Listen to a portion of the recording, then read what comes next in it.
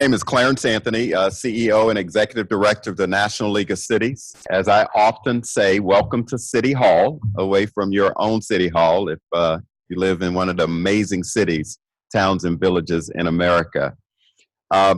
Welcome to this conversation that started for us as the National League of Cities approximately 5 years ago. But it has been a conversation that America has had or not really had. And the National League of Cities wants to continue to have these conversations about race, racial tension, and the role of local leaders in the conversation around race in America. As the president of the International Association of Chiefs of Police said in 2016, the dark side of our shared history has created a multi-generational, almost inherited mistrust between many communities of color and their law enforcement agencies. And as CEO of the National League of Cities, I recall 5 years ago watching what was happening in Ferguson and realized that that racial tension that was existing in Ferguson not only existed in Ferguson, but cities all over America.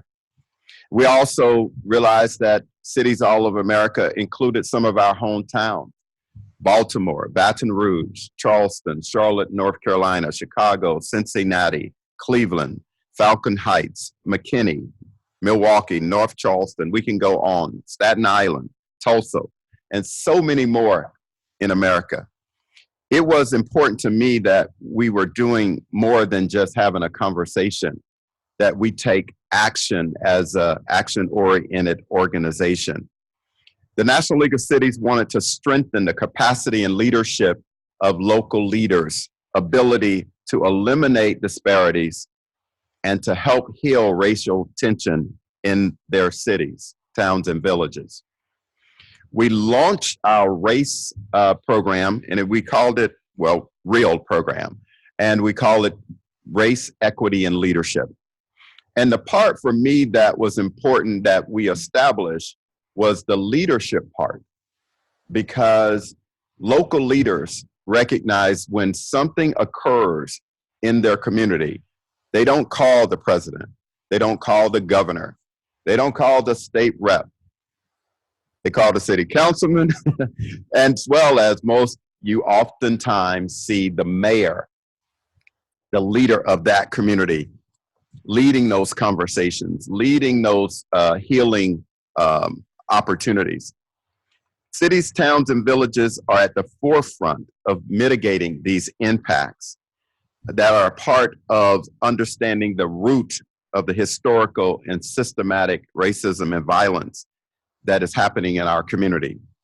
We're here today in our building in Washington, D.C., with many more online to talk about 2 years after Charlottesville, to talk about what has happened in America 5 years after Ferguson, to talk about what we can learn from some of those tragedies, but to also not forget about the last couple of weeks that has drawn so much emotion in me personally, but in America. What happened in Dayton, Ohio? What happened in El Paso, Texas? This is a time for an urgent call to deal with what I'm going to say, hatred, bigotry, and white supremacy in America. It's not easy for me to just say those words without trying to figure out what is our role as city leaders? What is our role as National League of Cities staff? What is our role as business leaders in our nation? It's not easy for me to say that in America, we still in 2019 have not made the strides that I feel is necessary for our kids to be able to say that they are in a country that respects them and include them in every part of the American dream. That's what we are pushing for. And today, in this real conversation, I'm hopeful that with this magnificent panel that's going to talk real to us, because we don't just need words. They're easy. We need tools, we need solutions. And I'm excited about being a part of coming up with some solutions. We have a great panel of local and national leaders here today to help us have this discussion. And I thank you all for being here because you've been on the front line, and we are expecting when we leave this room and the folks that are online that you will help us to solve this issue that America has not been able to really get at the root of the historical system that exists. So with that, I'm turning it over to our director of our Race, Equity, and Leadership Department, and that's Leon Andrews. Leon, thank you. Thank you all for being here. Thank you, Clarence. Thank you, Clarence. Hatred, racism, bigotry, white supremacy is killing us. I am sick and tired of it. We can't take it anymore. I don't know how you feel as you join us today, but I wanted you to know where I'm starting from as we're having this real conversation. Ferguson and Charlottesville are reminders of the racial tensions that happened 5 years ago.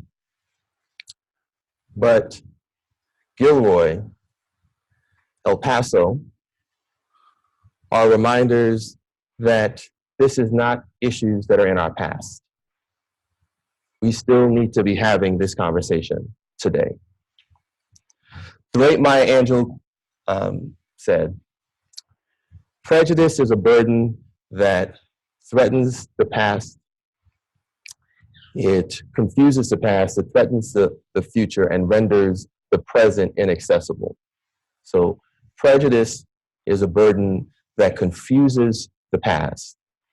It threatens the future, and it renders the present inaccessible.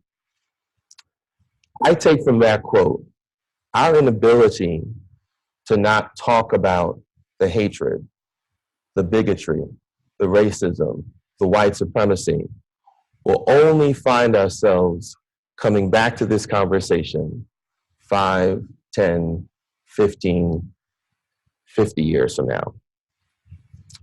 And I think we can all agree we don't want to have to come back to this conversation. We don't want to see what is happening on our streets and our cities to continue. And so as you heard from Clarence, REAL was launched 4 years ago with the focus of strengthening the knowledge and capacity of local leaders to eliminate racial disparities, to heal racial tensions, and to build more equitable communities. And you heard from Clarence that we were very intentional about naming race. That's because when you look beyond what we already see from Ferguson, Charlottesville, and look at the data, we know that when you look at the data from infant mortality to life expectancy, race is still the strongest predictor of one's success in this country. When you look at the data from infant mortality to life expectancy, race is still the strongest predictor of one's success. And so our work with cities is to close the gap where race no longer is predicting one's success while improving outcomes for everyone. That's the work. If we know that race continues to be the strongest predictor, how do we close that gap? While by doing that, knowing we are improving outcomes for everyone. And I have to tell you, that journey for me has been one that has been driven by my experiences. One of the experiences that really resonates with me, and I share this with you just as context, is when I, prior to my role as director for REAL, was leading our youth development work. And one aspect of that work was our childhood obesity work. And for those that are in the childhood obesity world, knew that there was a large investment in trying, by Robert Wood Johnson Foundation and others, to try to reduce childhood obesity by 2016. And so Robert Wood Johnson poured $500 million into this public health effort to try to combat childhood obesity. Everybody was into kind of changing, how do we take this on? How do we change the mindsets and change the environment? How do we get elected officials to shift their mindsets from not seeing this as a personal responsibility, which is these young people need to stop eating junk food or playing video games, and getting them to see this as a role that we need to play as a city to change the built environment, create better access to fresh fruits and vegetables, increase recreational opportunities.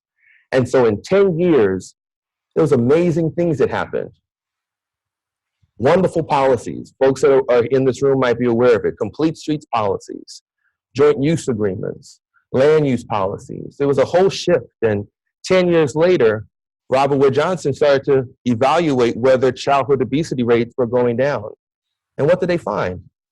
There actually was some good news. For early adolescents, it was going down. We're looking at Mississippi, Philadelphia. For middle adolescents, it was stabilizing, and for late adolescents, it wasn't spiking as much. And so we started to celebrate. $500 million, childhood obesity rates are going down. Then someone asked the question, is it going down for everyone? And what did they find? For Blacks, it was still increasing. For Hispanics, it was still spiking. For Native, Indigenous populations, still increasing. So our inability to not name and be explicit about who benefits and who burdens from our actions only continue to exacerbate the inequities. And so I share that childhood obesity story because that can show up in all of our work as we're talking about why this is important and what and what does it look like for us to take this on in a very intentional way. So I am looking forward to the conversation that we're having today. Our work for us requires us to call out systemic racism. And so you'll hear that in our discussion today. It requires us to be very intentional. And we know for many of our elected officials, the journey for understanding systemic racism has very different starting points. Helping city leaders understand that there are policies, practices, procedures that have benefited white people over communities of color is a journey. That redlining and the implications related to redlining and urban renewal and the 13th Amendment, and even understanding our history that goes beyond that, understanding examples of our history that shape both the violence and systemic inequities, often hidden from our history, like the Tulsa Massacre of 1921, which is also known as Black Wall Street. That's also part of this journey. How do we call that out in our understanding of systemic inequities and racism? And so today we're releasing a new guide. It's our municipal action guide on helping city leaders respond to racial tensions in their cities. Our conversation today, we're excited about the conversation because I hope it brings to light the content within the guide. So as we're talking about the racial tensions, what are the values that city leaders need to have? How do we help city leaders understand that history of systemic racism? How do we look at the kinds of tactics, that practical things that city leaders need to do to take on as they're committed to really responding to that racial tension? So I'm honored to be joined today with a panel, as you heard from Clarence, a dynamic panel of national and local leaders. From my far right is Dr. Wes Bellamy, council member from Charlottesville, but at the time 2 years ago was the vice mayor of Charlottesville during the Charlottesville riot. And so Wes and I go back a long way and really appreciate him being here today to really bring that perspective as we reflect on Charlottesville. to Wes's right is Cameron McLay. Cameron McClay has worn multiple hats in his lifetime, but the two, for me, I just wanted to highlight, and I know he'll bring multiple into our discussion, was that he was the former chief of police of Pittsburgh a couple of years ago and brings a law enforcement background as we're talking about dealing with racial tension. So excited to have his voice in the room, but he also currently serves as deputy mayor with the city of Madison, Wisconsin. So we're glad to have Cameron with us. To Cameron's right, we have a love for Wes's in the room today. So we have Wesley Lowery. Wesley is a Pulitzer Prize winner. We were talking about this upstairs. I apologize. With the Washington Post. Wesley has done extensive work reflecting on Ferguson. And for those that have not read his They Can't Kill Us All, Ferguson, Baltimore, and the New Era in America's Racial Justice Movement, would really encourage you if one thing to add to your reading list. It's a very powerful read as you understand the context for our discussion today. And so appreciate Wesley joining us today. And to Wesley's right is the former mayor of Minneapolis, Minnesota, also a strong supporter and one of our original board of advisors for REAL when we launched REAL 4 years ago, Betsy Hodges. And so appreciate her bringing both an elected official, a mayor's perspective who has to wrestle with these issues, as well as her commitment and passion to issues related to racial equity and racial justice. So we're going to have a discussion. And I'm going to do my Oprah, come over here and turn on my mic. Can you guys hear me? Sorry, before I get started, and I appreciate being making sure that we do this. It's something that we have committed to do in every meeting that we've held. And so I'm going to ask Jordan Carter to come up to acknowledge our land. And so before we have our discussion, I'm going to have Jordan Carter help us in that.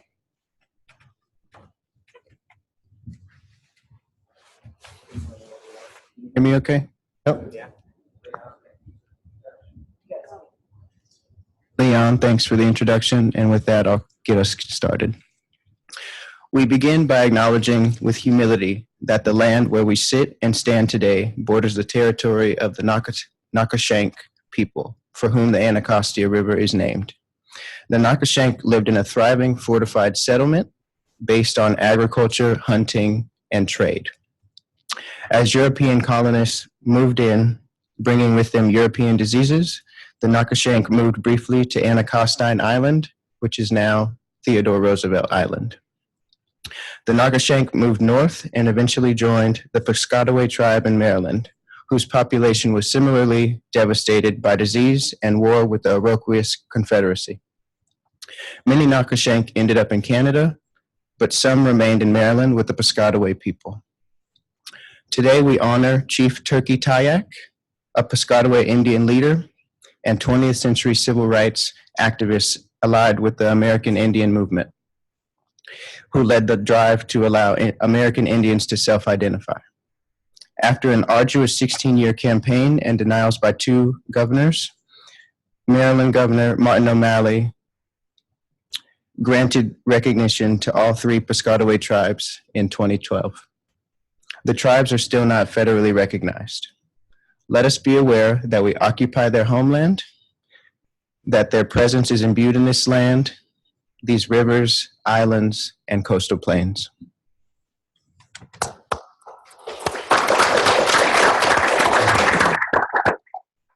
Thank you, Jordan. So let's get started. I want to start, and this is again a conversation. I hope we can really use it as an opportunity to talk to one another. And so I wanted to start in the space of reflecting in the space of values. And as I think about the challenges that we're wrestling with, is the conversation around our values versus reality. You know, as a country, we have wonderful values that we have espoused and we've tried to live up to in our documents. There's some flaws in some of the values as well. Obviously, the Declaration of Independence, all men were created equal. It wasn't all people at the time and wasn't referring to all men at the time. We have obviously values in our Pledge of Allegiance with liberty and justice for all, values in the President Lincoln's Declaration of Independence, Gettysburg Address, government of the people, for the people, by the people. But those realities, that value doesn't reflect the reality as we look at a Ferguson, as we think about Charlottesville, as we think about Gilroy, as we think about El Paso. And so wanted to start there as I'm get engaging about how do we better align, what's the work that needs to happen to align the values that we espouse with the realities that we're seeing on the ground. So I'm going to start with Wes, and then I want to kind of engage you guys. Well, first and foremost, thanks to you as well as Mr. Anthony and the National League of Cities for having us. It's always a good thing to be included in these kind of discussions and be in a space such as this one. I also want to provide you all with some kudos specifically to, tell me your name again, Jordan. That was powerful, acknowledging the land. I've never seen that. And I think that has left a real impression on me. I give these talks literally all over the world, and that's the first time I've seen an entity do that, and that meant a great deal to me. My great-grandmother is Cherokee, so the acknowledgement meant a whole lot. In terms of values, getting back to the question, I think we have to acknowledge that we have different values even still today. Even when we think about the fact that cities like Charlottesville and Ferguson have become synonymous with simply hashtags, we're deduced to just names in terms of like they're like a verb or a noun or something, like it's Charlottesville. But when you peel back the layers, these are real people. Like where I live in my neighborhood, and this past weekend, I didn't leave the house. I wasn't out. Saturday, I went out for maybe an hour and a half, but from Friday when I got off work until, like I said, Saturday, I went out for maybe an hour or two just to show my face and smile with people. But other than that, I was in the house, in the bed, depressed. It's a very real and sad time. We had a vigil on Monday commemorating everything at the First African-American Church in Charlottesville, First Baptist Church, and it was packed. And just the mood was very somber. And I was talking with some people, and I was saying to them, I'm not quite sure what it is. I tweeted about it also. I'm not sure what it is, but this year just feels different. And I think last year we were all shuffling because it was the 1-year anniversary and there's so much media and, you got to do what you have to do. And I was playing a role as a character. But this year is very real. Like, there were some white people who came to our city, one, because they were upset that there was a young black vice mayor who said we're going to move statues, but also because they saw the landscape of what they believed to be their country, their city specifically, changing, and they came and literally killed someone and ran over a group of people. But not only that's the physical part, from the mental trauma, I don't think we always think about what it means to people when you see throughout a city, not just in one particular place, but across an entire city, white people with AR-15s, swords, machetes, walking around and daring someone to do something. That's not, and it's no disrespect to any of the other cities, it's not like a one-off in which there was just something that happens really quick and then it's over. Like, we had to live with that literally for multiple days, and that was coming off of a month prior on my 1-year wedding anniversary when the KKK came to the city to have a rally to send me a very clear message. And then Mother's Day of that same year, we had about 150 white supremacists with fire torches surround the statue of Robert E. Lee chanting. Like, so when we talk about our values, it's different, because I don't think there are a lot of people across the country who understand how traumatizing that is. And then I don't want to take up too much time, so I know there's a lot of people who want to talk, but then when we talk about our values, and then when we say that, no, understand how real this is, I'm talking now specifically as a black man, a young black man, a millennial with Africa, the part of Africa cut in the side of my head. And when I say to people that, like, no, this is real, and I'm tired of talking, and then people say, like, well, why? I don't get it. Why don't you want to talk? Help educate me. Like, black folk, a lot of black folk, we just tired of talking. I'm tired of having panel discussions. I'm tired of having lectures. I'm tired of us saying, let's figure out what we should do next. At some point, our values have to lead us to act. Yeah. And when we decide to act, specifically as legislators, and we have targeted measures. We had an equity package. I wrote this equity package in Charlottesville, NLC highlighted, basically $4.5 million to underserved communities. And then recently we did this business equity fund where basically it's targeted, where we provide up to $35,000 at 2% interest loans to people who are socially disadvantaged individuals. And then we receive pushback from members of our own community about why are we doing X, Y, and Z. But that's what it's going to take for us to move forward. It's not another panel. It's not another talk. It has to be legislative action. I see my guy and their brother Brown, they're doing some work in Tulsa. You mentioned Tulsa and the Black Wall Street and his colleague, Ms. Williams, in the Black Campaign School. And I mean, there's all these other entities that are going on. We have to be targeted, and municipalities have to support these measures, not with their words, but with their resources and their dollars. That's the only way we move forward. And that shows me where your values are. You tell me you value me, you tell me you value my perspective, then show me with the reallocation of your resources, not the redistribution of your words. Thank you. Appreciate that, Wes. Cameron, just want to kind of bring, I want to pivot actually to the other Wesley, just because I think as I think about the way Wes, I'm going to say, let me say, Councilmember Bellamy was describing it. I mean, from a Charlottesville perspective, we're reflecting, you know, that we're talking about hatred and bigotry and racism, white supremacy. As I think about some of the work you've been doing and have been doing, particularly reflections on Ferguson and Baltimore, curious how you think about the challenges of the values, wrestling with the values versus our reality, and kind of how would you reflect on that?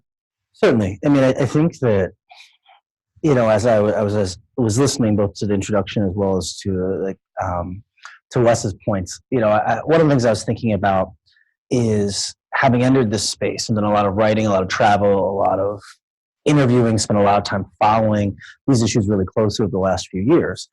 A few things have been true time and time again. When we talk about, it's very hard for us to talk about our shared or communal values when we don't necessarily have a shared understanding of our history. And I think that sometimes feels too easy to say, but it's something I think we actually have to sit and think about in a real way. And that speaks to the way we educate ourselves about who we are collectively, where we have come from, why some of us live on one side of town and some of us live on the other side of town, why some of us live in certain suburbs and other of us still live in our cities, about even now as we're having a narrative about the resurgence and revitalization of many of our cities. What does that mean? What does that look like? And why were they the way they were previously? And that forces us to have some hard questions and some hard understanding about where we are. It's impossible, though, to jump into any story in the middle of the story. And the reality is present day is the middle of the American story. It's the middle of the story in any city. It's the middle of the story in the country at large, right? And so to understand where we are now, we have to be willing to ask ourselves hard questions about the past. And not always are we willing to do that collectively. Beyond that, though, I think that in addition to be willing to have those conversations, I think, you know, as Wes was talking about, there can be a difficulty because on any number of these issues, you know, I spent a lot of my time writing about not just issues of race, but even more specifically issues of policing and issues of distrust between communities, Black and brown communities specifically, and their police. And what, even once you get beyond the historical conversation, the historical understanding, what also remains true is that you have people who have lived a specific experience and understand a specific truth, and other people who are waking up at any number of various moments. And that can be, and so you have people who are at any number of different parts of the spectrum on both their willingness and their eagerness, their desire, their ability, their capability to do the work and do the work collectively, right? And so you have Black people who are so tired of solving the problem, they no longer want to be eager partners, just as you have white people who have just now realized sometimes the police pull Black people over for no reason, right? And you have a full spectrum of that. And I think that's one of the things that makes difficult this conversation is you have folks who have who are exhausted of the conversation itself, just as other people are now eager to come to it for the first time. And so figuring out how to sort and navigate those spaces, I think, can be really important and really difficult. Beyond that, though, kind of generally, I think, you know, especially given kind of our audience and who we're talking to, you know, folks who are are working in public service is, I think that one thing I've noticed time and time again, and we can get into specifics all we want, but I think one of the things I've noticed is that one of the keys to places that facilitate these conversations well and grapple with these issues better than others, because no one is doing a great job at it, is a willingness to not be defensive and not default to defensiveness. These issues are difficult. They're hard. Well-intentioned people make terrible mistakes, right? Terribly intentioned people do purposely terrible things, right? But there's still, but we've collectively failed on this question, right? And we all have a culpability to that, right? And I think that becomes, and so on any issue, there is a desire of all of us, it's very human, to say, well, but no, I'm not part of the problem. Or my office isn't part of the problem. Or don't you know about this thing we've been doing, even though you, and, and again, it's completely understandable why that is the default very often, especially when you start factoring political realities, the desire to not look weak, the desire to not look like you don't know what's going on, the desire to reinforce that, no, I do care about this and I have been working on it. But very often, when someone's been traumatized, when they've been hurt, when they've been pained, what they want to, I think about this with my girlfriend all the time, right? She doesn't want to hear all the nice things I've done for her last month. She wants me to admit that, all right, that joke was a little mean. And then we can move on. It's simply about the acknowledgement of the failure. And I think that's so I think that that's something. The other thing I'll say, like I said, one of the two big, kind of building off of that, the other time I get to use my girlfriend analogy, is, the two big projects I've worked on recently is, first, we wrote a big project on fatal police shootings coming out of Ferguson. And we built a database to track how often the police were killing people, who was being killed, and to provide data. And the second project, we did this project last year, was about unsolved homicides, and not about the missing white girl on Lifetime unsolved homicide.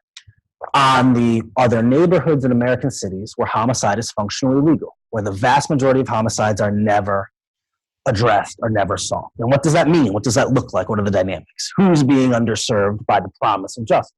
You all can probably guess the answer to that question. But one of the reasons when I talk about that project, one of the things I say is that I saw this as a continuation of the work we'd done on police shootings. I saw this as a continuation of police accountability work. And the reason I say this is that when I took the job I have now, my task was to report on and write about the breakdown of trust between Black and brown communities and the police. And when you look at a relationship can break down for two separate reasons. It can break down because of the presence of bad behavior, and it can also break down because of the failure to meet expectations. My girlfriend can leave me because I cheat on her. She can also leave me if I forget her birthday, right? And so we have to think about that when we think about the relationship between a government and its people. We have to think about not just Michael Brown being dead in the street or Freddie Gray being dead in the police van. We have to think about, what do these taxpayers who live in these communities expect of their police? And one of those things is that if they are the victim of a crime, that they will receive justice. And what we know is that that is not the case in many of these communities. And so we need to think about our relationships in both of those directions, not just the presence of bad things, but the failure to meet expectations. Good. Thank you for that context. And I'm assuming your girlfriend's watching today, so I hope she is. Some shout outs. I love you. For watching today. So, Cameron, I want to go to you because I want to build on some of that Wesley is talking about, particularly as he was framing it in the reacting to the values versus reality.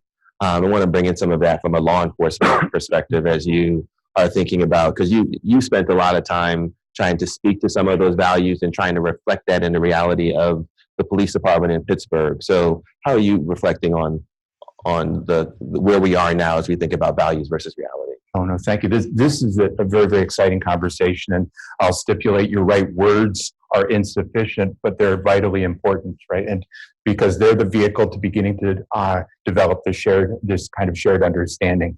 When we're talking about the importance of values in this space, whether our nation writ large or the relationship between police departments and our communities, what the role of values and the meaning of accountability for me is where we need to shift the discussion about what police reform means. Because for me, it's about creating, whether we're talking citywide systems, thinking in terms of as my role as a deputy mayor or as a police chief, the responsibility is to create outcome-based organizations that look at our values. Who are we? What do we say we believe?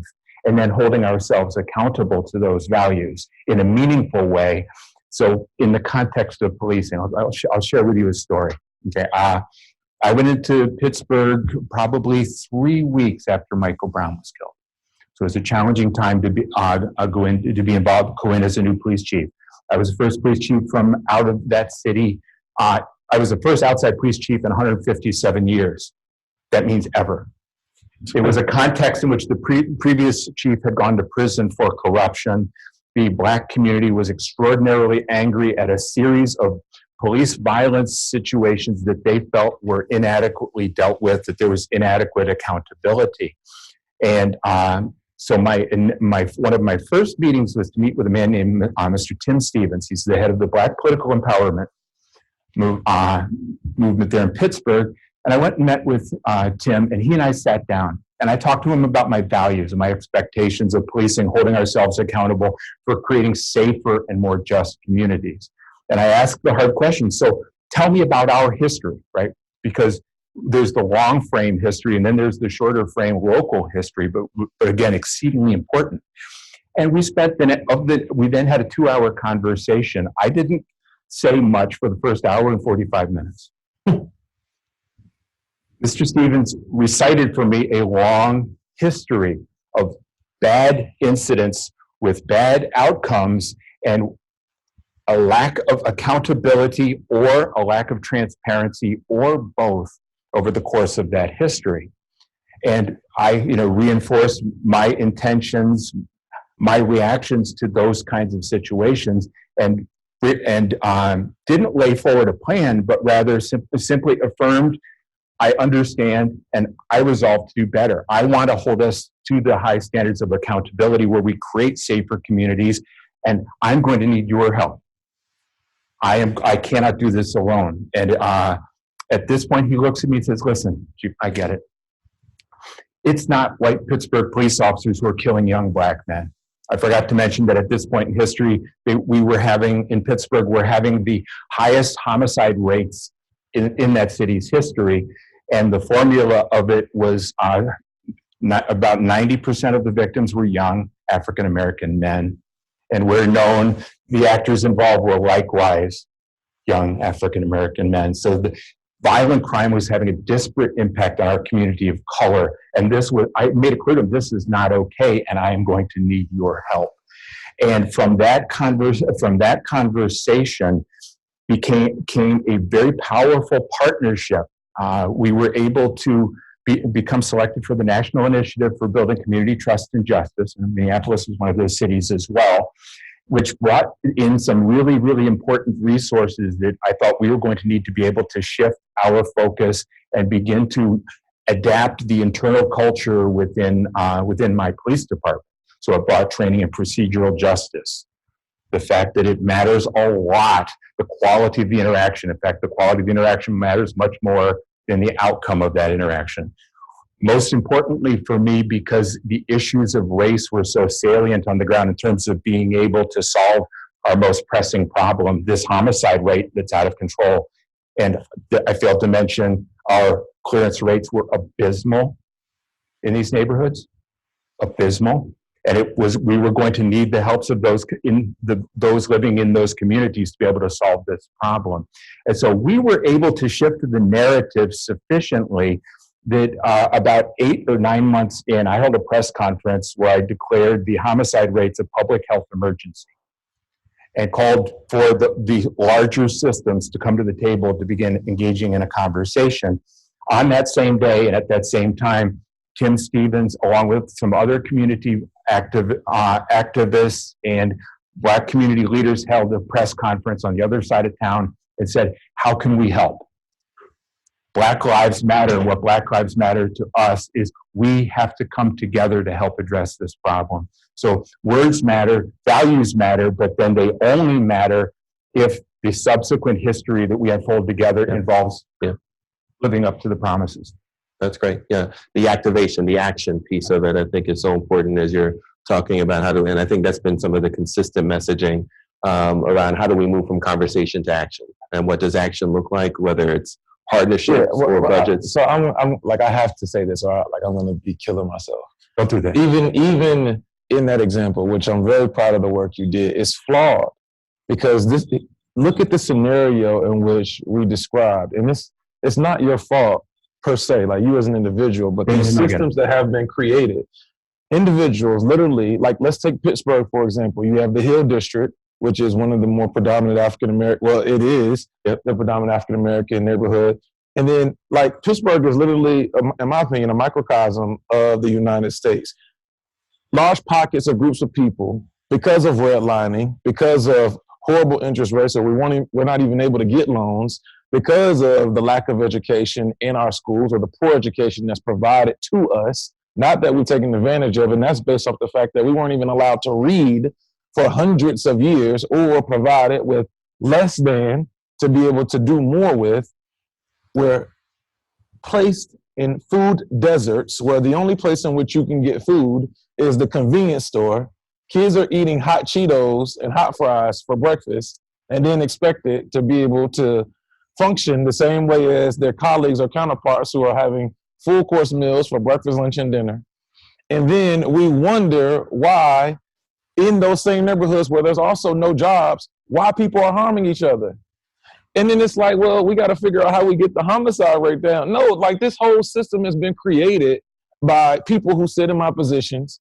And then those same individuals who sit in my positions look at folks who are harming each other, not because they just hate each other, but because literally you see no way out. No way out other than me harming you, because that means that I'm going to be able to do something else. And then we say, well, we need to figure out how we can partner so that we can solve these systemic issues. And I'm just not saying it's your fault, but like, that is to me the craziest thing in all of this. And when we talk about discussions, those aren't the real conversations that we're having. We don't spend enough time on the block asking, well, why are you so upset? I'm upset because I don't have a job. Why don't you have a job? Because when I was in 9th grade, the teacher told me I wasn't going to be blank. So I dropped out of school. Well, why'd you drop out of school? Well, also I had to take care of my 2 little brothers and sisters at home. Well, why do you have to take care of your 2 little brothers and sisters at home? Because my mom got to work 3 jobs. Why is she working 3 jobs? Well, because she had a bad experience at school.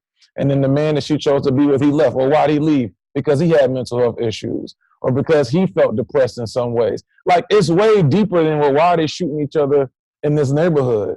And we think that, well, let's have a press conference and let's partner to say that we're going to have this blanket approach. And let's be real, a lot of our elders come and say, well, this is what we used to do 30 years ago, and we have the answers.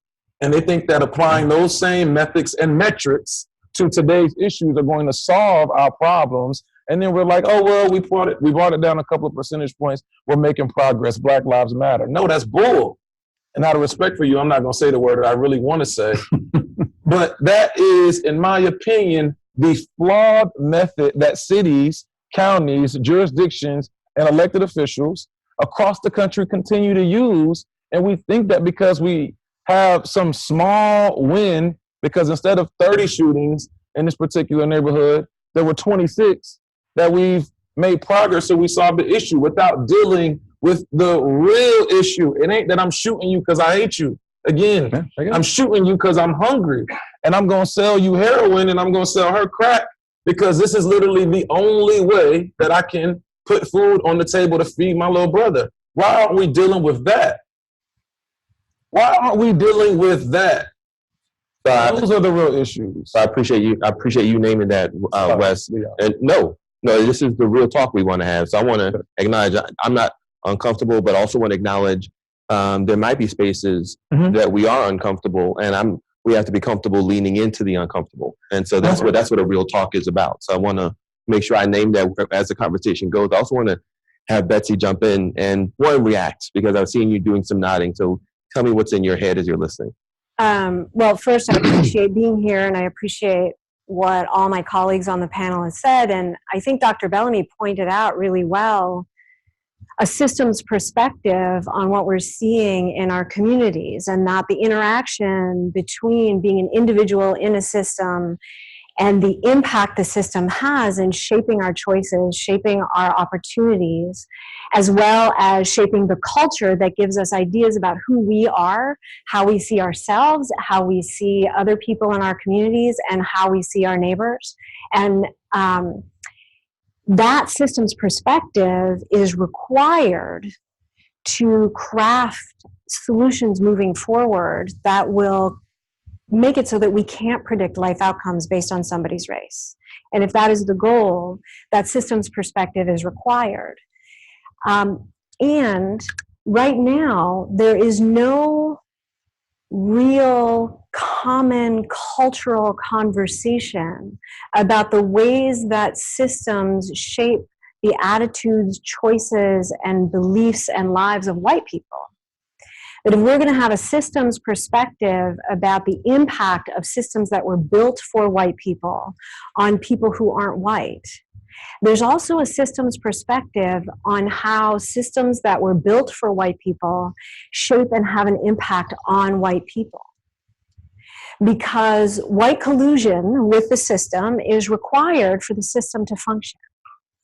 And whiteness has so many tricks up its sleeve in creating whiteness and installing it on a human being, you know, from the before the time we're born, throughout our lives as white people. And one of the main things that is a requirement of whiteness is that most white people can neither see nor understand whiteness as it applies to us, and we cannot see or understand that the systems were set up for white people. You cannot overestimate the ignorance and unseeing of white people about whiteness. And that is hard for a lot of people who have to navigate our whiteness all day, every day. It is hard to believe how ignorant we are about our whiteness. And part of what happens out of that ignorance is that the ways we are taught to be in the world, the ways that we are taught are natural, the ways that we as white people are taught to function and go through the world, including our belief that we don't see race, that we don't have to have racial animus in our hearts to have the impact of our daily lives be racist. Right? To have negative outcomes and impact on people of color. We don't have to think about how we function, and we don't have to think mean thoughts or prejudicial thoughts about people of color. It is not required for the ways that white people live our lives to have the impact of racism on people of color and indigenous people. And white people, most of us, don't know that. That another trick of whiteness is that since the civil rights movement, we have defined racism as a personal set of beliefs, a personal failing, and prejudicial and discriminatory behaviors. And if we are not saying out loud prejudicial things or thinking prejudicial thoughts, if we aren't being actively mean to people of color and indigenous people in our interpersonal interactions every day, then we don't think that the impact of our behavior is racist. And we have defined people who do think those thoughts or behave that way, and I'm talking about the center to the left. We have defined people who do think those thoughts or behave that way as terrible people. And so when we approach each other as white people and we say, hey, guess what? The system is set up on our behalf and the impact of our behavior is racism, we think we're being called terrible people. And the defensiveness comes in. Defensiveness is part of whiteness. The defense of whiteness is required by our systems and by the white people in those systems. We are set up to defend whiteness. And right now, I think one of the reasons we're seeing such a rise in active white supremacy, active white supremacist behavior, I think one of the reasons we're seeing so many more people being enrolled in the project of white nationalism and active white supremacy is because the system requires that to defend itself at a time when there's a lot of change happening and a lot of racial change happening. And part of the reason it's required is because if there's a whole bunch of white people with tiki torches in the news If there's a whole bunch of white people actively saying terrible, openly racist things and holding an ideology and behaving according to that ideology, then they, for a lot of white people, especially white people on the left, they become the bad white people so that we can remain the good white people. And as long as we're good white people, we do not have to examine whiteness and we do not have to examine white systems.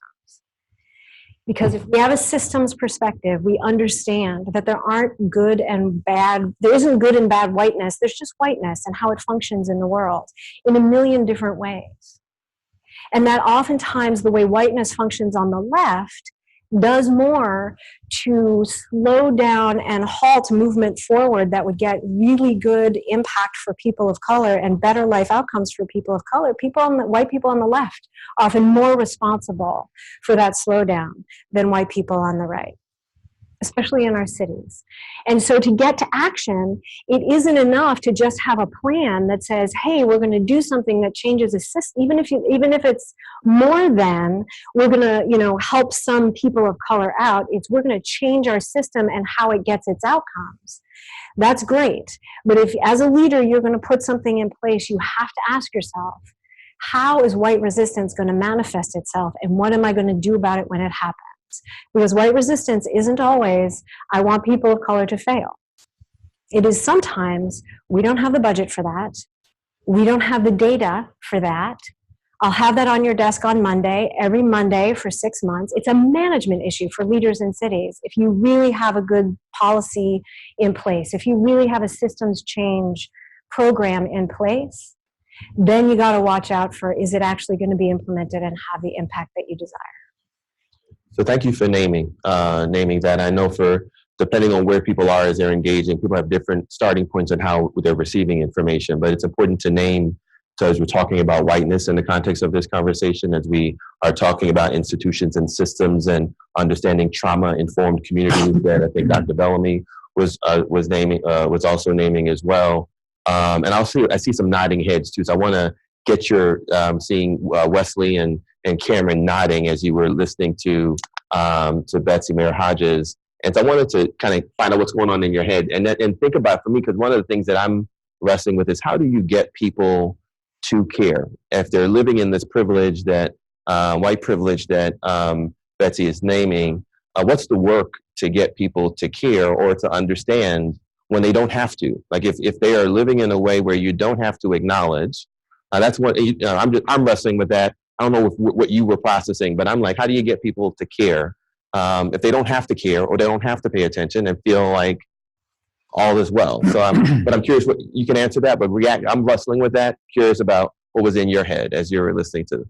Well, I was thinking something similar, and I was trying to grapple with myself. I mean, because I always think about this in when, Black Americans, any Americans of color, receive an education by the act of living their lives about the history of American racism that white Americans don't have to ever learn.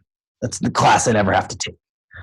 And so I always grapple with and think about the extent to which, are we doomed to be incapable of grappling with this until and unless we are willing to fundamentally change the way we educate ourselves about our own collective and shared histories. And that's both a national issue and a local issue. Cameron's talking about coming in as a Pittsburgh chief, and it's important for him to know the 7 things that every Black person in Pittsburgh could tick off when they think about their history with the police.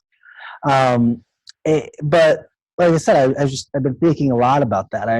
And thinking also about how, but it gets back to one of the points Wes was making earlier, about absent a structural change that is forced by government officials and by frankly powerful white people.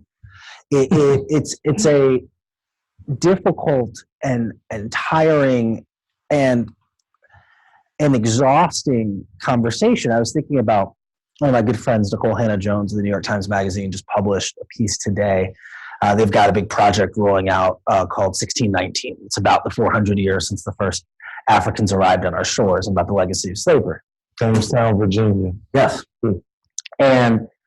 And her piece today, and it was interesting. And so her first piece published this morning, and they have a full issue of the magazine on it, and they've commissioned all these writers to work. And I remember reading her piece, and like I said, Nicole's a friend, and I admire her, and I remember getting to the end of it and thinking that in some ways her thesis was remarkably simple. The depth of conversation we have about this is actually layers deeper than this. But she had to do all this labor and all this work to advance the argument. And I'm watching colleagues and some prominent white friends in media tweet this, and they're tweeting their favorite quotes out of it. And her thesis was basically like, look, guys, we've only, Black Americans have been on the forefront of trying to make America be what it always said it was. And let me remind you that Black Americans have only been free in this country for 50 years. And all these people are like rendering their garments about how insightful this is. I'm like, what? Like, be a Black person 101. And it was beautifully written and beautifully reported, and it's important work. And I will argue, as someone who works for a mainstream media organization, very often writing things that I find very simple in very long articles, that work is important. It's a work of education. But it speaks very often about how so much of our society, so much of our country, even one thing Nicole and I were just talking about this a week or two ago, how so many of the smartest people we know are really dumb.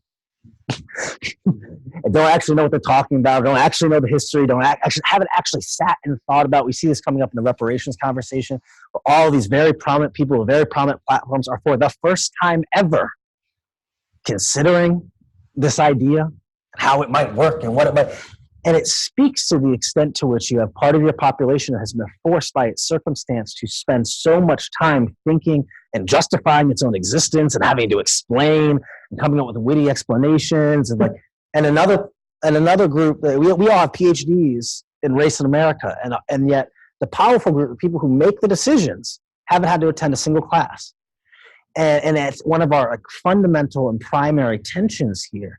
Is that we're having a conversation where not everyone has done the reading, and yet the people who didn't do the reading get to make all the decisions. And feel guilty about the fact that they assigned the reading to everyone else. And so those dynamics just, I think really handicap our ability sometimes to have these conversations. Yeah. And Cam, one of the things that come to mind is as you kind of share your thoughts that we talked about earlier, I remember you mentioning that the work you were doing as a police chief was realizing that there are people that choose to, a lot of your white police officers may choose to say that they didn't know they have these biases, right? And so there's one thing that you were committed to doing. It's like, well, I wanted to make sure at least I give you the information, whether it's through trainings or conversations we're having. So you can't say that you didn't know. Now, what you do after that, yes, is a moral choice that you got to make at that point, right? And so I just remember that I'm curious as you're listening to this conversation, like how do you get people? I mean, how do you get people to care? I mean, and I'm actually kind of curious. Did you see people that didn't have to walk in that privilege as a result? As you give them information, do they start to care more? And what does that look like in behavior change or policy change? Yeah. Absolutely. Well, let me tell it in the first person first, right? Because I got a running start at this one.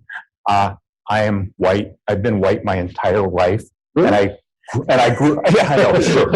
And I grew up predominantly in white middle class universe, right? So Pittsburgh was a quantum leap for me. But my journey started several years earlier. I had a very forward-thinking chief named Noble Ray, who was the chief in Madison, Wisconsin. And he brought in Dr. Patricia Devine from the University of Wisconsin to do presentations on implicit bias. And she talked to us about the science, talked to us about the studies, showed some the results from some studies on simulated shooting decisions. And this was this particular training shifted my entire worldview and scared me to death. Because it helped me to understand, and the question it caused me to start thinking to myself is, oh my God, everything I do as a police officer is predicated on my reasonable perception of criminal conduct afoot. Every use of force decision I make is based on my reasonable perception of threat. Now it gets worse because I was a trainer most of my career, including in use of force. And now I started thinking, oh my God, what if the officers whom I have trained to use deadly force under circumstances where they think they're in danger of death or great bodily harm, what if their perception is skewed? What if they're wrong? What if we are misperceiving the world as a result of this unconsciously held bias? Okay, so this was a career changer, a life changer for me, but it comes back to how do you get people care? And it comes back to the discussion of values, because the way you get people to care is to confront them with their stated beliefs and values and find a way to help them to realize for themselves the biases that they carry and, most importantly, the impacts that that has on others. And when good human beings recognize that they are not living up to their own image of themselves, their mother would not be proud of them for the person who they are as a result of them enacting socially held biases that they would never sign on to on purpose.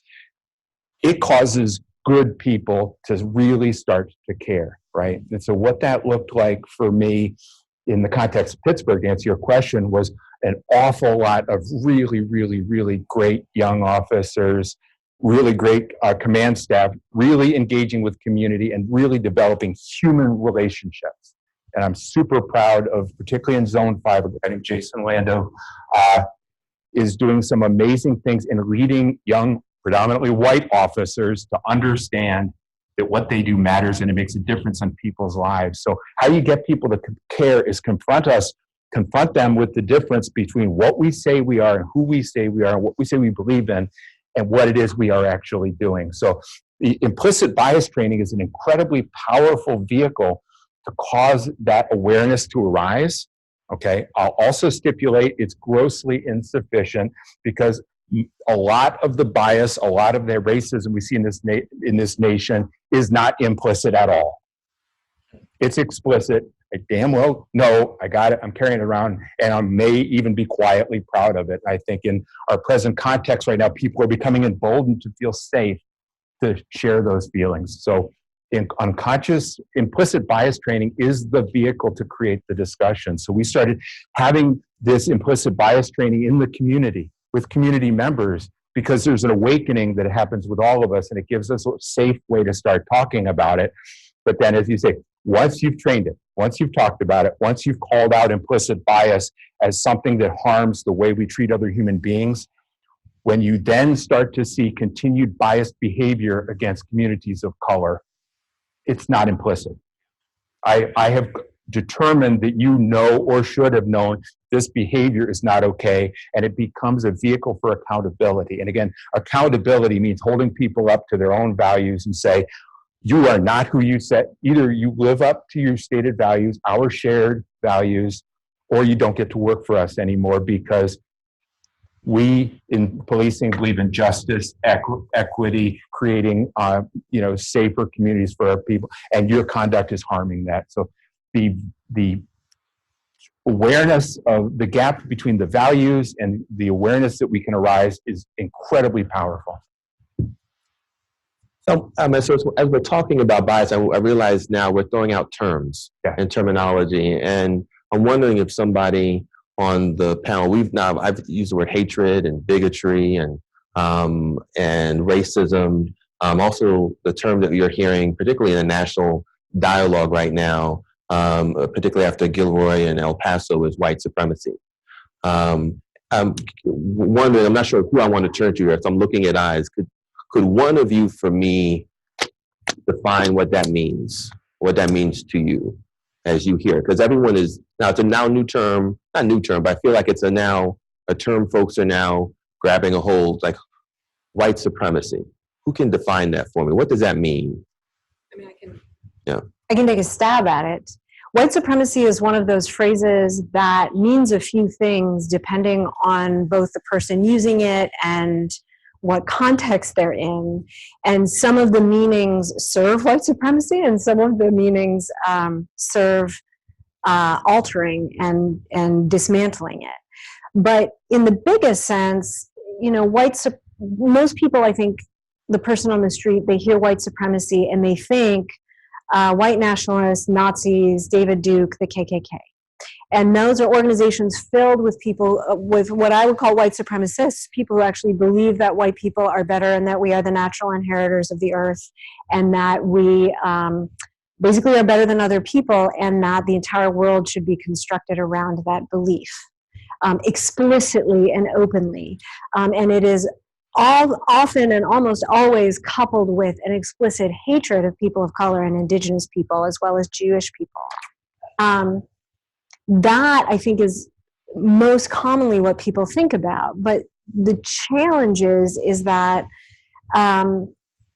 it's also, especially in academia, and it can be a term of art, white supremacy is also used to talk about the fact that every social system we have in this country was constructed to serve white people better than people of color and indigenous people.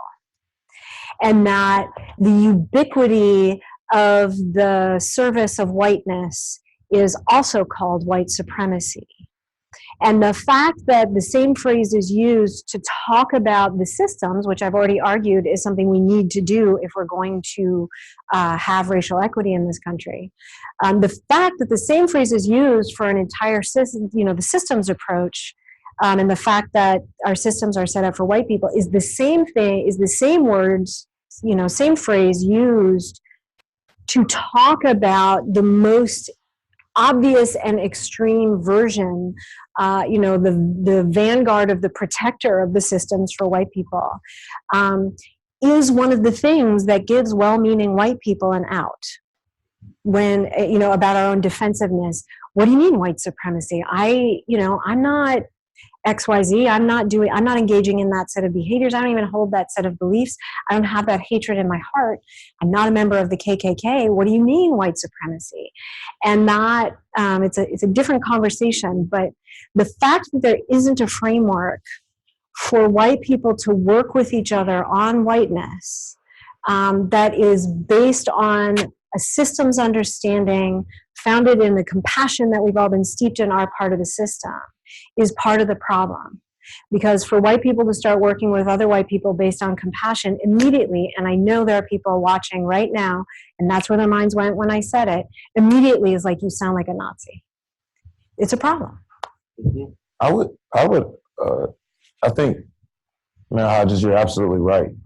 I think that still speaks about it in the broad terms. So for some people, they still may not understand, like, what do you mean in terms of some specific examples? So when we have policies in schools in which, in order for you to get into the gifted class, you have to take a certain test, and the administrators of that test are all white people with very low cultural competency for students of color, nor will the regular teachers even identify the little girl or the little boy who may not use the same vernacular, but shows examples day after day in the classroom that they have the aptitude to be in the higher level class. But because they may be hungry, they may be more talkative. And then because I don't like that you talk so much and I have to consistently redirect you, I'm not going to recommend you for this gifted level class, which then perpetuates this continuous notion for this child to be in standard classes from 3rd, 5th, 8th, 10th grade, when they know they could do higher level work, but then they check out in 11th grade and they may not graduate, while their counterpart who didn't have the IQ of that same person from the example at all has been pushed to honors classes and now they get accepted to Harvard. That's like how white supremacy works. Or even amongst Black folk, when we have at our HBCUs hair policies, because we say to people, if you have locks in your hair, you're not going to get a job. And you need to learn how to play the game. We don't even understand that we are playing right into the hands of what they, the white supremacist systems that have been created, want us to do. That's how a lot of this intertwines. White supremacy is not only perpetuated by white people, and I think that's something that we need to be very cognizant of. It is a very broad kind of thing. I can get, like, my daughters, we've had bomb threats at my daughter's school, there's not a 48-hour period that doesn't go by in which I don't get some kind of death threat. Or there's not a 2-week period that doesn't go by where my wife, she's a teacher, she's not getting some kind of hate mail at her job, or we're not getting some kind of mail at our house. That's the extreme. And like Mayor Hodges was saying, people will say, well, I would never do that. Oh my goodness. But the microaggressions, when we walk into a space, and because I may not be dressed like this, I may have on my t-shirt and my necklaces, which I was gonna wear today, but because of Leon, I just said, no, I'm not gonna do that. But I've been seeing in interviews where I wear t-shirts and I have my chains on and I make sure I wear my earrings, and I may like to wear my sneakers and some shorts. And people will say, well, why are you dressed like that? Ignoring the fact that I have a doctorate, I'm a department chair of a whole political science department at an institution, and I can use the King James vernacular or the English vernacular just as well as anyone else. But they will ask me, why are you dressed this certain way? Why do you have that thing in your head? Why are you acting in this certain manner? And not understanding that this is my culture, not understanding or recognizing that this is how I want to portray myself. It doesn't make me any less than anyone else. But we have bought into this system that in order for you to succeed, you must be one particular way. And if you deviate from that in any shape, form, or fashion, you are known as bad. That is also how white supremacy works. That is also a part of why we see so few African-American or Latinx elected officials or people who even want to run for office, because we also become in these spaces in which we are the one, you're the chocolate chip in the whole cookie. And that gets tiring. You have to be the representative for several cultures, not just your own.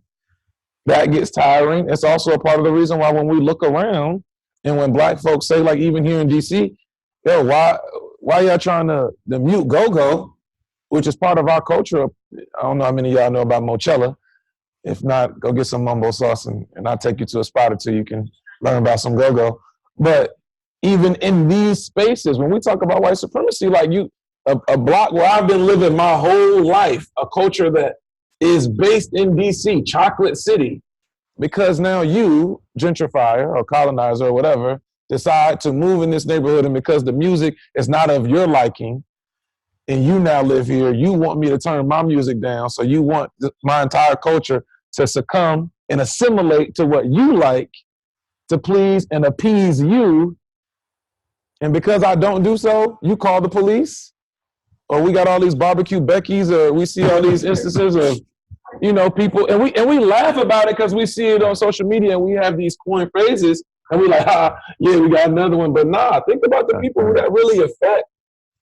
It's real. Like, think about how traumatizing it is when I lived somewhere my whole life, and now because you live here, you want me to assimilate to what is your norm. I read this thing I'm gonna be quiet. I gotta say this. We talk about white supremacy. This is like the realest part. I read this thing on Twitter. It's a family here in DC moved from New Hampshire, or they moved to New York, moved from New Hampshire to Brooklyn. In Brooklyn, this particular part, which is heavily West Indian influence, where people have cookouts, barbecues on the street. That's just what they do all of the time. The white couple called the police, and then they wrote this whole dissertation, which is probably longer than mine, essentially stating that this wasn't what they saw when in the pictures before they moved up, and there was the smell of pot everywhere, and people were having open containers in the street, and people were playing their music really loud. So I didn't want to be that guy, but I told my wife I'm going to call the police, and people got mad at me. And they did. And then there were citations issued. Like, that is white supremacy. It's not just the people who are doing the things to my family. Like, we can handle it. But all those little microaggressions, from hair to clothing to vernacular to representation to the schools, it all plays a role and they intertwine with each other. And when we fail to speak out about these things, it allows these systems to perpetuate. Great job naming a lot of that. Wes, no, I appreciate you naming it. And I don't take it as a joke. I mean, I think you're naming it, and it's really important, good examples to kind of highlight for people to process a system when we name it as white supremacy. So thank you. Well, and beyond that, what I would build on, there's been a lot of conversation. I just got back from vacation, but before that, I was at the National Association of Black Journalists Convention. And I've been going to my entire career. My father went. And so for me, it's very much a family reunion every year. And the joke, and it's not even a joke, is that all the Black people in media know each other because there are only 3,000 of us. We literally all know each other. I'm half a degree of separation from pick your person, right? And if I don't have their number, I can get it. And it's because there are just a handful of us. And one of the things that's come up very often, especially in the coverage of this president and this presidency in this moment, is this question and this frustration many of us have with our own media outlets who see themselves as brave truth tellers, and our frustration with their hesitancy to tell the truth, the word games we like to play about this president and what he's doing and what his supporters are why his supporters support him. But also this conversation about why the burden to be the force in favor of us doing our jobs falls to this small group of people within our newsrooms. And we're talking about the extent to which even the best intentioned people in our newsrooms, people who have gone into, who you get very few more idealistic people than newspaper reporter types, because they're convinced they're saving democracy every day by writing the thing they're writing, right? And I'm one of those people. And so you get the same defensiveness at the suggestion to a white editor or a white reporter that somehow they're insensitive or don't understand, or the coverage is off, or they don't get it, or they don't. It's a room full of people who desperately don't want to offend anyone, but are deeply offended by the suggestion they ever did. And so it's been fascinating. And one thing we've talked about, one thing we've thought about as we talk about, we think one of the key issues here is how rarely do Black and brown reporters ascend into leadership roles. There are very few. There are few Black reporters, and there are many fewer Black managers. And this is true of Hispanic managers and Asian American managers, and to a lesser extent of women managers broadly. But one of the things we look at as someone who does some of our recruiting and who very often is trying to shuffle people in and get younger Black reporters I know in front of our editors and talking to them, is the extent to which there's a real difficulty for managers to see that potential in someone who is different than themselves. And then even once we've made a hire, to retain young Black and brown talent, because the system is not actually set up and structured to be sensitive to their, whether it be their vernacular, their culture, to their understanding, the difficulty that we have, not just hiring people of color, but then holding on to those people of color, because we have now asked them to be the Black person for the entire Washington Post. And every day it's, you explain to me this thing about this problem, and what's going on, and who is ASAP Rocky, and what's and I remember I was very recently having a conversation with two editors who I'm very close with, people who I value, who've been very good to me in my career, and expressing some of this, and they'd never fathomed the idea that this wasn't just basic collegiality. What do you mean it's tiring or it's labor to spend 5 years having every white colleague ask you to explain the basics of Black Lives Matter to them? And they genuinely, there's a deep, like actual genuine ignorance to this. And I think there's just and I think very often, I spent, I've been in my career about 10 years, and I think about how I've had one Black male editor I've ever reported to. I've probably reported to 30 different editors. And I think about some of the elongated conversations I currently have, where I go in to talk about a thing, or I want to explain why we shouldn't do this thing, and I know it's an hour of my life before I even walk in. Well, I'm having to explain the nuances of the history of the phrase "send her back" and why. And I think about Terry, the one Black editor I worked for, who looked at me and go, "Yeah, that's kind of racist. We shouldn't do that." And that would have been the whole conversation. Right, that was it. And I think about the literal labor that I have to do in his absence. Yeah. And I'm like making notes about how I'm going to argue this and like playing on people's sensitivities. Well, I know that this editor doesn't like it when I make this right. I'm going to have to, I'm going to have to baby this person a little bit because I wouldn't want to suggest they're insensitive. And Terry would have been like, what? Yeah, that's crazy. He's a Trinity guy. So he's what? No, that's really crazy. That's racist. We shouldn't do that. And I would imagine, it's part of whiteness, right, to think that racial equity is only a person of color, indigenous person issue. Yes, exactly. But it's also part of whiteness to desperately want the approval of people of color. So I wonder how much of your time is also spent with your colleagues reassuring them that they're good people and that they're not racist, or how much time do they spend coming to you wanting to be absolved of whatever headline they wrote that everybody on Twitter is telling them is racist, and they're like, but I'm not racist. So many billable hours. And it's like, and my thing is, I happily and eagerly choose to do that work because I think it's important. But then there's the secondary layer of the inability of them to even acknowledge that is work that is happening. And so I say all that in that framework because, I'm building off of Wes's, the chip and the chocolate chip cookie thing, right? The idea that very often we think about, all right, well, look, we're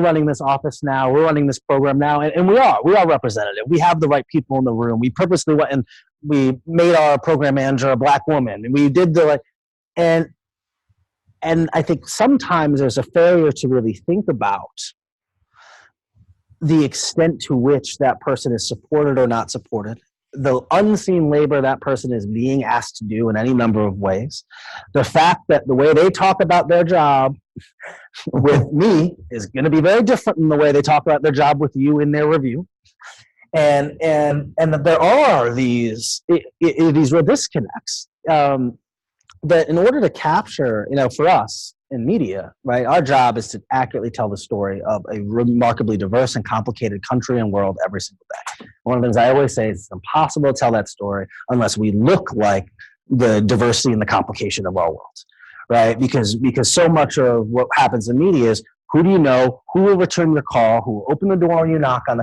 what story do you even think to go tell, right? Like when you're presented with a news event, where are your sympathies? Who do you rush to? Who do you see as credible? Who do you not? And we know that all of those things, right, that our eyes are connected to the rest of our bodies. And so the way we see a given incident is going to be warped and influenced by who we are and what our own experiences are. When you look at something like a Ferguson, Missouri, if you are someone who has been pulled over every 6 months your entire life, you're willing to, as a premise, go, the cops might be crazy here. We should check. If you're someone who the police are people who you call in moments of chaos, who are heroes, what do you mean the police did something wrong? This doesn't sound right to me. Where you ask questions, where you apply pressure, all of these things build, are the structural biases that make up how our world and our institutions operate, right? And so I just think that's something I think about a lot. In terms of who's in these rooms and how our own experiences craft those things, but how also very often we try to give ourselves a pass by saying, well, we've got a black guy. Right? I spent a lot of time being the Washington Post's black mascot. I get it. I understand that. We got two. We got two. We got two. Yeah. But it's that idea of one, is that's not even sufficient. My experience is not a universal black experience at all. Right? There's no way, it never could be. But beyond that, like I said, very often the unrecognized work and labor and emotional exhaustion that comes with that, and how can we as people who are leaders, people who are building institutions and building structures, how do we better enable and empower people? It's not enough to get them in the room. How do we keep them in the room? How do we make this place a place they want to work for the rest of their career? And I'll be honest, because I know all of your token black people, none of them feel that way, right? And that's something we just gotta collectively all work on and talk about. Well, I appreciate the nuances of this discussion, right? As I think about me asking, starting off, how do you define white supremacy? And And I just hope for our audience that they are hearing the nuances of it, right? That it's obviously goes beyond looking at the Dylan Roofs or the Charlottesville, Heather, or the one individual act. It's looking at trying to understand this system, right? The nuances of how white supremacy shows up in the system. I think what Wes did, really kind of Dr. Bellamy did initially, kind of laying out that system and how how it reacts to you, whether you're black, white, or some person of color, in terms of how people respond to you, how it creates opportunities, whether it's as a student in a system within the education system that you are naming, how you are perceived within a system that we've all are buying into, as we say that there's a certain way that we should behave, that there's a certain standard or a moral or a value that as we had this conversation about what our values are, even the values we could have are the values based on white supremacy, right? And do we need to even really relook at our values, right? And so I think it's a very nuanced conversation, but I do want to pivot a little bit. I want to get you to get concrete for a moment, because again, think about this obviously in the context of city leaders, and they are now finding themselves responding, not realizing under the surface that there's tension. The Ferguson of the moment didn't realize that the tension was there within the city, that the Black community, this wasn't just the first time that they were reacting. This was boiling up. The tension is there, whether people are voicing it and how they are voicing it. And so now the city needs to, if a city is listening and want to engage, how do they take on the system? What is it that kind of changes that if they start to understand the history? Let's say I'm trying to push us forward, cut across the field for a little bit. Let's say they are willing to care. That earlier conversation, they are willing to understand the history, right? That systemic racism has impacts around redlining and understand its historical history about how communities have been traumatized, and they want to do something. What's the systemic issues? What are some specific examples of what reform looks like? I think there's a litany of different things. I think the first thing that every municipality, whether city, county, state, whatever, has to do is they need to implement an equity lens for each and every policy that they're attempting to pass. That should be the first thing that everybody does. All the policies, what does that mean? So an equity lens, the policies in which, so for example, if we're at a city council meeting and we are going to pass a zoning ordinance in a specific neighborhood, putting that through an equity lens, understanding whether or not this policy that we are attempting to pass or that's been presented to us is equitable in terms of race, across class, across social structures and concepts. That's what I mean by equity lens. And to further dive into that is when we look at and we analyze what policies and laws we currently have on the books. There is a such thing that all elected officials can do in terms of us going back and correcting the wrongs of the past in terms of policy and law. So analyzing the current things we have on the books and understanding whether or not that they are equitable, i.e. marijuana reform, right? I can't remember which city I saw, but I see a lot of stuff on Twitter. But I just saw this yesterday, and it was a city that is going back, or excuse me, they just passed a law in which the odor, the smell of marijuana is no longer just cause for traffic stops or for you to go in and search the vehicles. And I think it's policies such as that we know have prohibited, for decades and generations rather, had negative impacts on specific communities. And they're saying, okay, well, let's go back and fix this and be bold, not just be progressive, but be bold in the way in which we address these things with different tools. I know NOC, you guys have tools that you can help cities with in terms of developing equity lens and policies and so forth. That's the first thing. I know we all got to talk, so I'm going to be brief. The second thing is analyzing your budget. You cannot tell me that you care about equity, and you cannot tell me that you want to move the ball forward if you are not willing to strategically and have targeted resource allocation to communities of color. Now, that doesn't mean that you go and you give every Latino, Asian person and Black person $1,000. That's not what I'm saying. But what I am saying is in our budgets, when we look at how funds are allocated to the different parks in different cities, if one park has their grass cut every single week, and they have all of the amenities of the best places of town. And then you look at the community in which you normally see a large concentration of poor folks or people of color, and their community parks look nothing like those across town. That is inequity. The second thing that we all should be doing is looking at how do we balance the two. And by balance, making this one just as good as the other, if not better. Mm-hmm. When we look at different ways in which we create policies in terms of resource redistribution and allocation, specifically for business implementation, like the Business Equity Fund, or when you look at hiring positions in Charlottesville, we hired a position through the equity package for Black male achievement. Our friend Daniel Fairley, I know Daniel's watching. We put in $250,000 to renovate our African-American park, Tonsler Park. We put in $2.5 million to redevelop all of our public housing sites. And then this past budget year, we put up to $16 million to do public housing redevelopment. I mean, those are the things in which you show me that you really care. And I tell my colleagues on council this all the time. Don't tell me you want to go to a race talk. Don't tell me that, you know, when we're up here in the dais and people are screaming at us that this wasn't a one-off, that Charlottesville has been racist, that you want to do something, but then you're afraid to make a vote. Like some of my colleagues were afraid to even vote to move the statue. But you telling me you care about equity? That doesn't even make sense. So those are the those are the targeted and difficult but necessary things we have to do. Again, I can't emphasize this enough. Yeah. Do not talk to me to death about you want equity. Show me what you voted for in terms of the next budget that is going to specifically advance the lives of people who have perpetuously been misrepresented, who have been over-criminalized, and those who have always had the shorter end of the stick.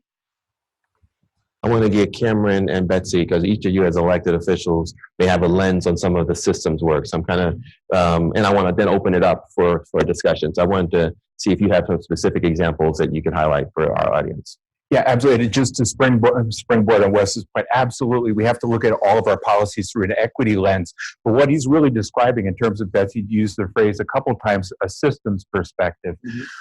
Our governmental systems have to operate as an open system, which means they're receptive to feedback, including the feedback that we don't necessarily want to hear. Right. We tend out the manifestation of our white privileges. We don't have to think about race. And so there can be a natural tendency toward dismissing. It's just that same narrative again. We have to recognize we have to operate as an open system. And if we have to use hold ourselves accountable to our values. So if our city values are equity and transparency and social justice, that should reflect itself in our budget.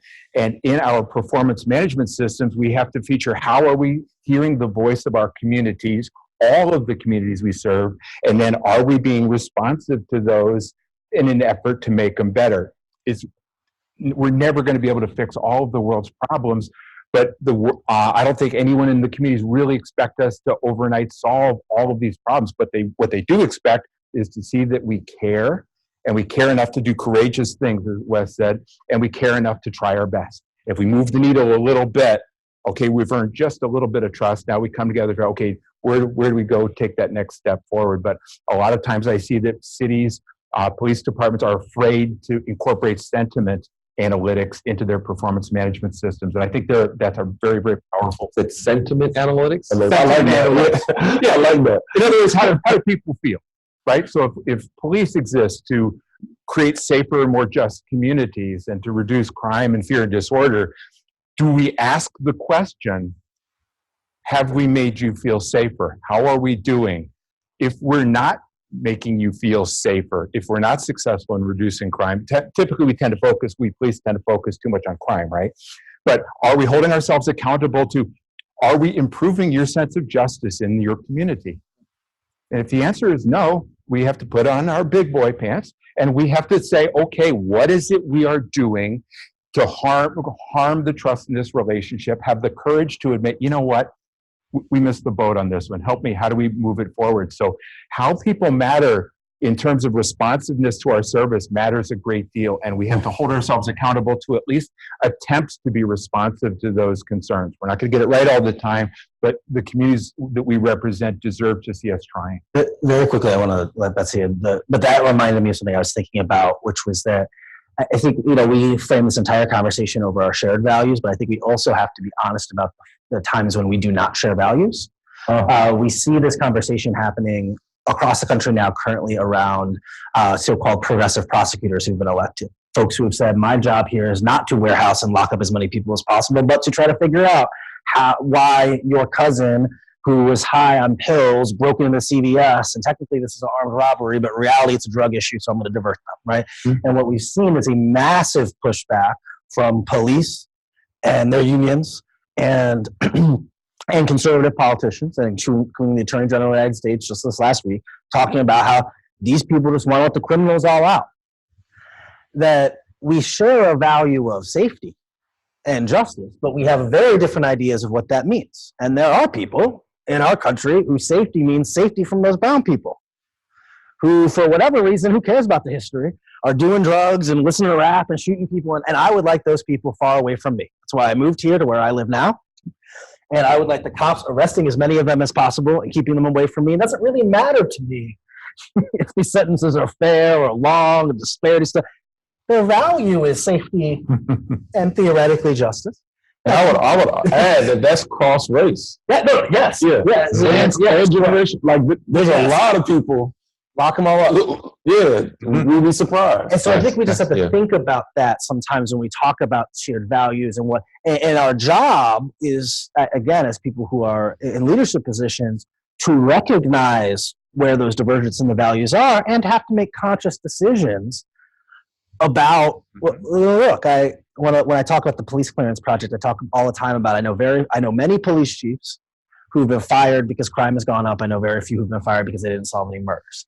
And I think that we have to think about what the political incentive system is in our structure here, because that can incentivize us to do harmful things. And that doesn't mean those things were not the will of the people.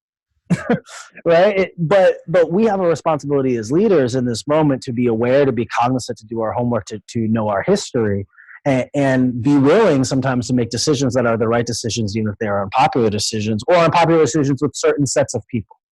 Because there's never been any type of reform, there's never been any type of thing that has tried to address issues of equity that have been broadly popular. That policy has literally never existed, not one time. And so it's something we have to think about at both the micro and a macro level. But that pretense, especially among white people, that we do share a set of values, it creates a lot of problems, as you were saying. But it's not just the obvious problem it creates. It's if you have the pretense that everybody shares the value, and yes, we all want a city that's racially equitable, and so we're going to do this thing X. And if we share the pretense that we all value that, then we don't come up with strategies for what happens when people don't actually agree with us and they have the capacity to resist what's happening without openly saying that they're resisting. And so there's a lot that a leader can do. I would say the pull of whiteness will pull leaders, especially white leaders in cities, to do a few things when meeting the call for more racial equity. One of them is to focus on policing, which is necessary but not sufficient. The other is to create an office of equity and inclusion, have it populated with most of the people of color in your organization, give them no money, no authority, no power inside the organization, and then call it a day. And I say that knowing that's an understandable pull for white people, knowing that we see it happening everywhere, thinking that it'll do some good things. People enter that office of equity and inclusion wanting to do good work, even though they know that their efforts will be thwarted by the organization. Again, that may be a good idea if it is coupled with that racial equity lens that Dr. Bellamy was talking about. One of the things I did when I was mayor is I got to pull the budget together. It was one of the powers I had as mayor. And so I'd bring every department head in one by one. We'd have a meeting. Every year, every one of them, I would ask them, if you had 10% more money in your budget, and you could only spend it to advance racial equity in a way that would actually get outcomes for people of color in Minneapolis, what would you do? You learn a lot about your department heads by how they answer that question. It's actually a good management tool because then you can be more surgical about the support you offer those managers or the free rein you give them if they have really great ideas. You also get a lot of really great ideas. And then you can invest in those ideas. But it set a tone that the expectation was that every leader in the city needs to be enrolled in this project. And I got great ideas from the city assessor, Patrick Todd, if you're watching, hello, great job. Great ideas from the director of public works. When I left as mayor, we were one of 2 cities in the country where racial equity was at the heart of our public works infrastructure policy and plan. In other words, the parts of the city that had been left behind, particularly because of redlining, that historically had been left behind in terms of investment in a whole host of ways, were going to get more money sooner in the plan, right? And one of the things that a leader can do as well is make the case to white people in the community about why it's important, especially if you are a white leader. That one of the things that we don't do as white people is make the case to each other about what's in it for us to have racial equity. But there's a lot of terrible things happening in our communities that we don't like that would be solved if we all put our shoulder to the wheel to create more racial equity in our cities, right? And making that case to each other as white people is important. Learning how to see it is the first step, learning how to make that case. And for all the white people in the room, for people watching, it is taboo for us to talk about whiteness. I understand it. We flinch. We stop breathing often when whiteness is named. It is not a common occurrence for us. I know that and I understand that. I invite all of you, all of us, to take a deep breath, to remember that we're broadening how we see the world, that the things we love about ourselves and our families, most of those things are things that are still worth loving and encouraging, but that there are things that we get to change and that there is something in it for us to do it. That leading in this work, that seeing our whiteness, seeing how it has an impact on our neighbors, and taking active effort in general and with each other to change that will change our lives and our worlds for the better. I promise you that the other side of that discomfort and the other side of that transition trough has an amazing world for you, for all of us in it. That case gets to be made in our cities and among our city leaders as well. But also knowing that as we do that, as we expect our economic development department, our zoning and planning folks, as we expect racial equity to be important in every function of the city, we also, as leaders and managers, get to keep an eye out for the places where resistance is going to come up, for the place where we're going to be tempted toward comfort rather than change, right? The temptation to comfort as a white leader is very strong. It's why we do a lot of pilot projects. It's why we have an Office of Equity and Inclusion that we don't actually empower to do the work of equity and inclusion in the city. Because the cognitive dissonance we feel, knowing that the world is not set up according to our values and that we benefit from that, we have cognitive dissonance around that, and we're looking for comfort, not change, because change is uncomfortable. So if you're looking for comfort, we are going to do things that reduce our cognitive dissonance, reduce our discomfort, but that doesn't thrust us into the actual change, discomfort of change. And the invitation is to move toward the discomfort of change, knowing that on the other side, there's unlimited, much better stuff ahead for us. But to look for what those, to watch for that in ourselves and in the managers that we work with, and to have strategies to move us along. Because the goal is not for white people to feel better. The goal is to get good outcomes, good life outcomes for people of color and indigenous people in our city, as well as for us. That's going to require some change and discomfort, but know that that's the goal walking in.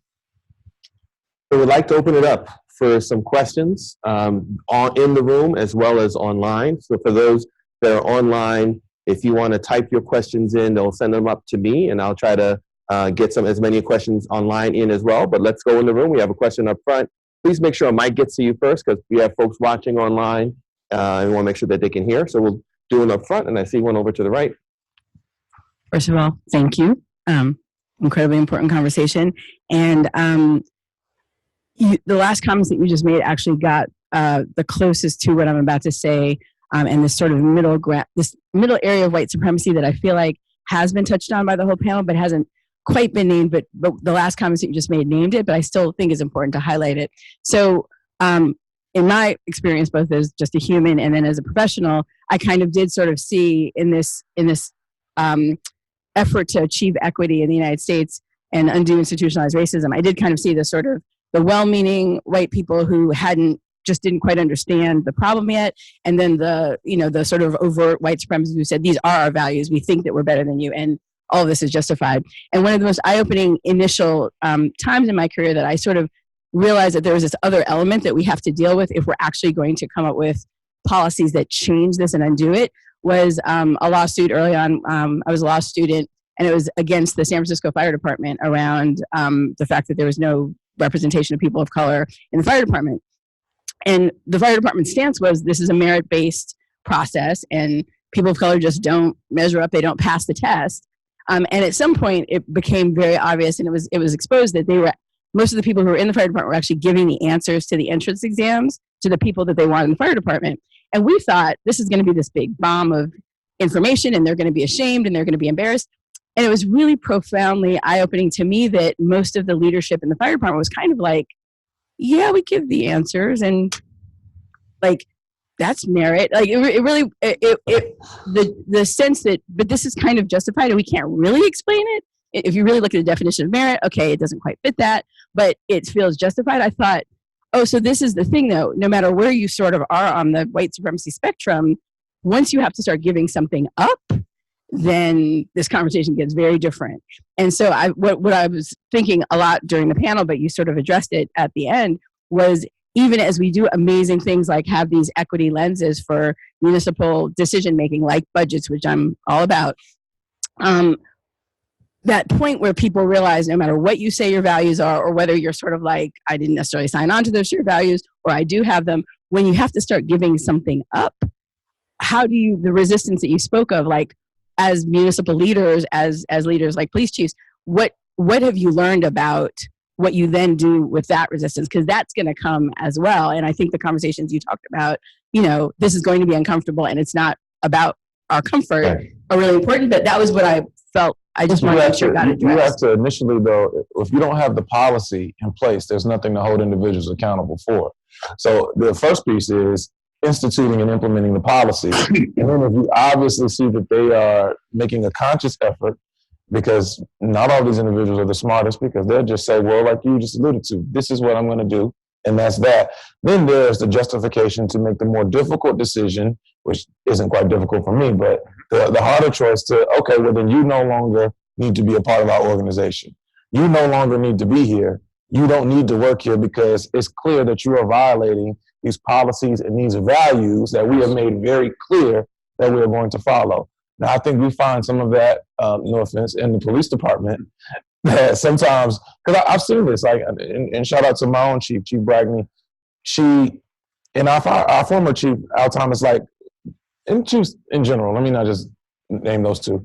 People will come in and they will say, I'm a person, we bring you in, and it's very clear to me, just from my interactions, that you are about equity. And you say, no, y'all, this is what we're going to do. Mm-hmm. But this is what I'm saying at the top. But that corporal or that beat cop who's working the midnight shift, and say, I'll never see him anyway. Mm-hmm. And I don't give a damn what he say. He ain't gonna make me do it. These people are X, Y, and Z. And when I go to the Hill, I'm gonna rough them up. This is how I talk to cop. This is what I'm gonna do. And they clearly violate policy. How we institute it throughout the organization that this won't be tolerated and then they need to be fired is what has to happen. And I think that is a process of changing philosophically how we operate. Yes. And that need for change in the context of the example was just goes up and down the chain, right? Mm-hmm. And so within any organization, they grew up with the cultural assumptions of that organization. So change is hard, change is sustained. So you lead with the values, the systems of accountability have to be earnestly applied. They've got to be consistently applied. And you're absolutely right. People who gain power from the status quo don't give it up happily. Mm-hmm. They do not give it up happily. So those The role of elected officials is to give high ground support and cover for those who are doing the difficult and dangerous work of trying to challenge our historical assumptions and create systems of accountability in places where they weren't before. So this is the reason I'm now working in a mayor's office, not as a police chief someplace, because I've recognized every police department is just a subcomponent of that larger system. So our opportunity here is to lead with courage and then to back those who report to us who show that courage as well. There is an assumption, though, because what's happening right now is that that there's a set of positive outcomes and there's a set of negative outcomes in the world, and white people, we're getting more than our fair share of the positive outcomes, and people of color and indigenous people way more than their fair share of the negative outcomes. Now, that isn't to say that white people don't experience hardship or have negative outcomes, right? It's just our whiteness is not one of the things creating that. But what white people hear, and especially because of the way we talk about it in this country, what white people hear when we hear the word racial equity is a redistribution of negative outcomes, so that we are now going to get our fair share of negative outcomes, right? And that is the subtext for these conversations always, and it doesn't have to be. Most of the time, doing racial equity work just means creating more positive outcomes and making sure that people of color and indigenous people get them. And maybe of the positive outcomes you create, all of them should and could go into communities of color and indigenous communities, right? Because white people, we have our share of positive outcomes, and let's make sure that there's a really good share of positive outcomes for people of color and indigenous people. Now, then the arguments about American fairness and I experience hardship, why don't you have a special program for me? I mean, universal programs are universally supported, so there is something to be said for that. But what happens when white people can't, and I talk about white people a lot because that's my mission. I am not trying to give directives to people of color, leaders of color, organizations of color, activists of color. I'm thinking about white people and how we talk to each other. Because so many of us can't even see whiteness and how it functions and operates, we certainly don't have a communication strategy when we embark on a racial equity strategy that we vaguely know is a good idea, but we have an investment in our whiteness, and much of how we go about doing the work comes out of that investment in whiteness, no matter how well-meaning we are.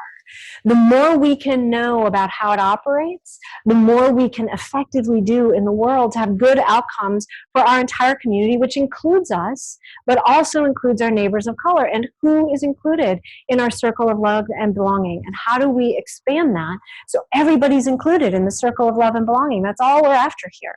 And if we put it that way and we think about it that way, then we start thinking about, let's start creating some positive outcomes to complement the positive outcomes we're already getting. And that's a strategy. That's not always how it works out. But we can't even conceive of that communication strategy to white people if we can't even name whiteness to begin with. Go ahead and preach. I realize we're gonna run out of time on these questions if all four of y'all answer. but there are a lot of good questions, and so we're gonna run out of time too. But there's a good one online, and I want to come to the one in the room. But let me read the one online first. This is an elected official in a predominantly white leads a predominantly white city. Wants to know advice on how to get started. What does that look like? What does it look like to engage and educate your white residents around racial equity? And then how do you deal with spending? As you're starting to think about spending, is it about spending issues that doesn't decrease services from white residents? It's kind of picking up on, are you losing something in that space? So I'm not sure if one of you want to react to that, and then let me maybe take some other questions. I would defer to Betsy. I'm a brand new deputy mayor. Yep. And so, did you want to react to that, Betsy? Mayor? The question is, how do you get started? One of the first things I would do is go to leaders of color in your community and ask what needs doing. And how it could and should be done. I would also talk to the white folks in your community who you know work on these issues or care about these issues, and ask them the same question, and ask them about what is the best way to work with white people to enroll white people in this work and enroll white people in the project. The whole thing goes better if you enroll the entire city in the project of racial equity. There is a tool, there's a couple tools. One of them is the guide that's being released today from the NLC is a great tool. It has some checklists on things you can do now to prepare for racial tension when it comes up in your city.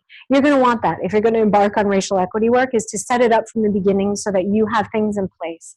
That includes and involves having wide and deep relationships in all communities in your city, including communities of color.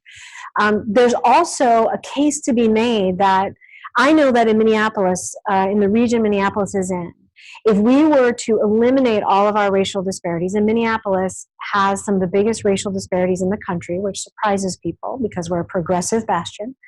If we were to eliminate all of those by 2040, we would have $35 billion more flowing in our economy.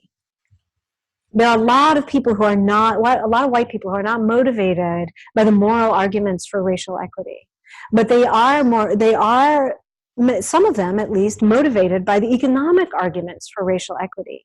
That if you're going to grow as a city, you cannot leave genius behind and you cannot leave people of color behind, because increasingly we are going to be a majority people of color set of cities and a country, which I know is scary for a lot of white people, but it's a huge boon and a huge advantage because there's all this genius we're leaving on the table that we can access.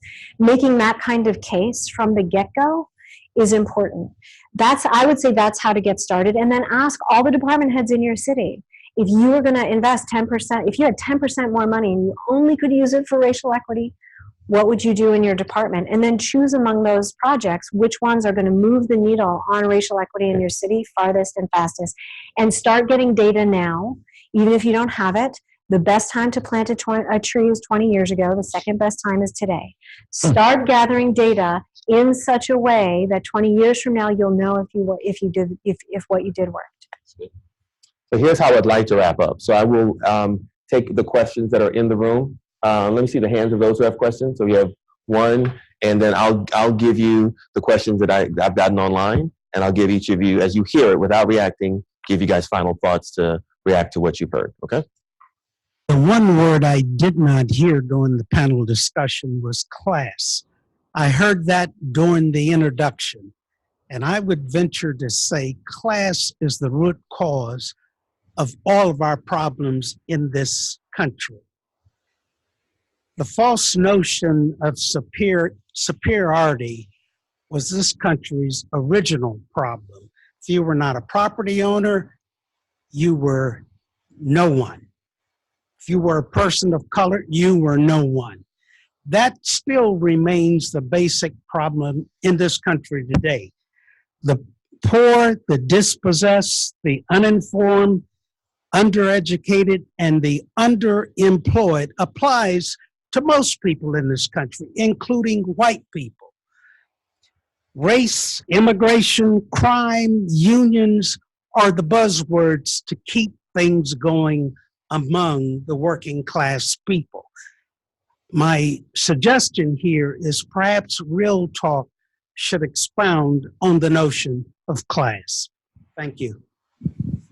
Any other final questions in the back before we reflect? Let's take one more in the back.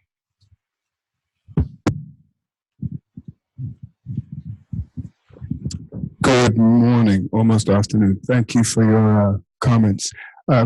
My question is for all of you, but as municipal leaders, and this concept of systems thinking being so important, but at the same time being so difficult because the problems we're trying to deal with are so complex, right? So all of the departments that you were referring to, that you asked for 10% of their budget, they still leave your office and operate in their own silos. Is there any consideration at all to maybe dismantling some of that structure that's within our systems so that there's shared accountability by blending some of the budgets and creating opportunities then for outcomes to be the drivers, as opposed to some of the ways that we think about things now, which is somewhat reactive for the most part? So I'm doing some work in the impact investment space, and we talk a lot about responsible investing versus impact investing. And responsible investing is just sort of quantified by how much money is spent. Impact investing is basically determined by what the outcomes are. And are those outcomes measurable? And are those outcomes things that we can actually stand on? In government, I'm a public health person, and I arguably should have been fired multiple times over and over again because we didn't stop diabetes, we didn't prevent HIV spreads, etc. But we kept doing the same things over and over again. How do we effectively, using systems thinking, and level this field and figure out how to blend budgets to move towards outcomes as opposed to dealing specifically with all of the occasional blips in inputs that we actually tend to do on a regular basis? I'm going to start with the mayor and end with the council member as you're reflecting on class conversation versus race, dismantling systems and starting, I mean, almost like if you're talking about white supremacy and it's baked into a system, do we need to dismantle these systems? That's how I heard it, but that was not exactly how you said it. So you heard it differently, but that's part of I was going to ask you that question as well. So try to respond on, reflect to that. Versus intent versus impact. We're talking about that. These couple of questions too. This is, this one question is like, well, we're talking about racism from 55 years ago to present. Do we need to look differently at how we talk about racism now when we look at it more from an implicit racism? So that was a question that someone asked online. And the other one is, we've been talking about racism. How does it impact people of color as we're talking about racism? And how is it different when we talk about bias against Irish, Italian, and Jewish people? So there's a kind of a lot of questions that we're to reflect on, but I want to give you guys final thoughts. And hopefully as you listen to each other, if one person is reacting to the question, just build on it and kind of in your final thoughts, maybe reflect on another question that folks have asked. So I'll start with the mayor and I'll end with the councilor. For the question of class, I'm a sociologist by training. I studied race and class as a sociologist. I agree with you about the importance of class, but every regression analysis I've seen tells me that it isn't just class, that there's something about race that matters for life outcomes in this country, even when you control for class. That maybe the solutions might be found in class, but the problem is not based entirely in class. And I would say when it comes to governance, we can expand and contract departments. We can combine them. There's all sorts of things you can do. We had something in Minneapolis called Results Minneapolis that looked at one thing and asked how all the departments were addressing it. One thing, the pull to see the solution as a procedural or a structural city structure problem, that the solution is let's combine two departments and do something differently. I find the turmoil of that actually slows the work down rather than expands it.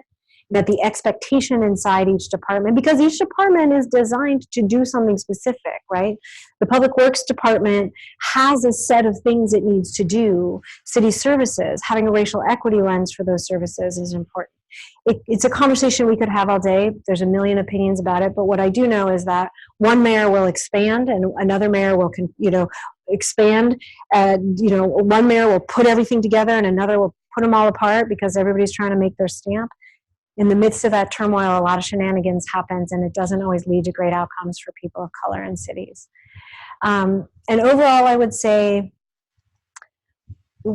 race is made up. There's two things that are true. One is that race is an entirely illusionary category. There are not subspecies of human beings. That is 100% true.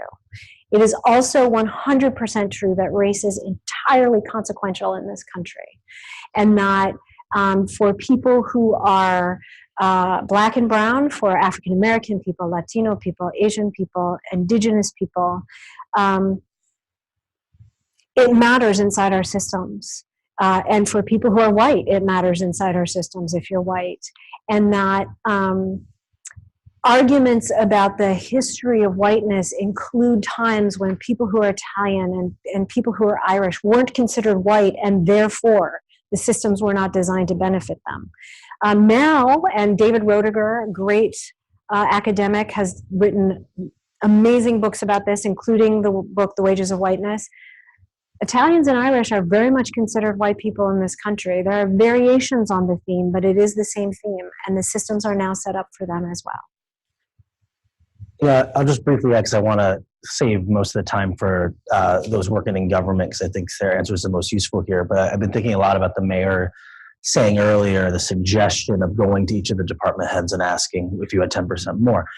And that's effective not only for all the reasons that I think she laid out, right? The identifying good programs, being able to reallocate money, being able to loosen leashes or perhaps tighten them.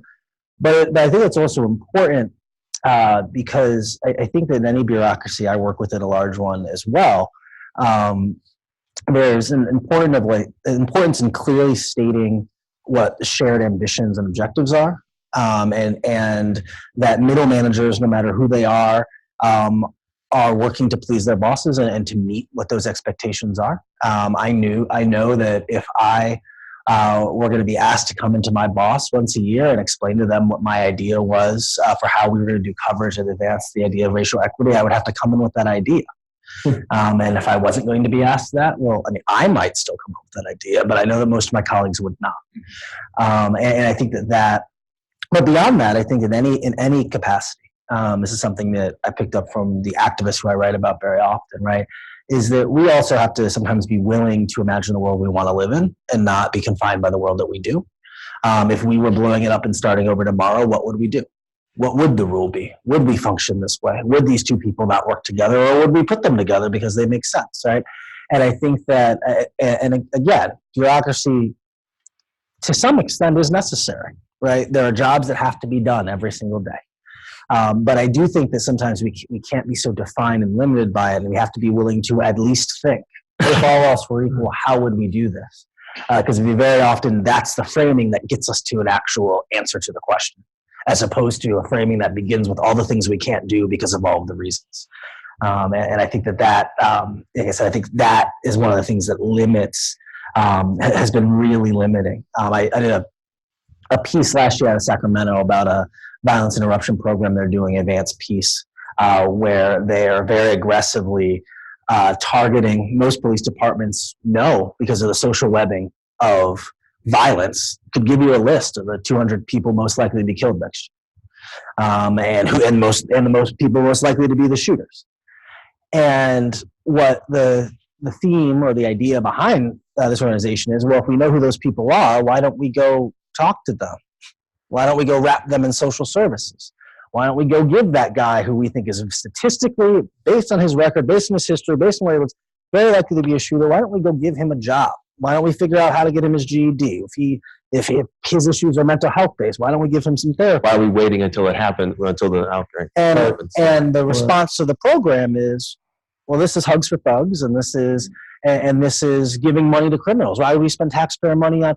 And as the mayor noted, very often people can be compelled by the financial. I mean, it's obviously the right thing to do, right? In a world where we weren't limited by anything, we would say if there's a certain set of people inclined to commit violence because they've been structurally and systemically failed, and a lot of this violence is being driven by economic issues, we would literally just go give them money if we thought it was going to save people's lives, right? That's what we would, with no politics of, just cut that guy a check.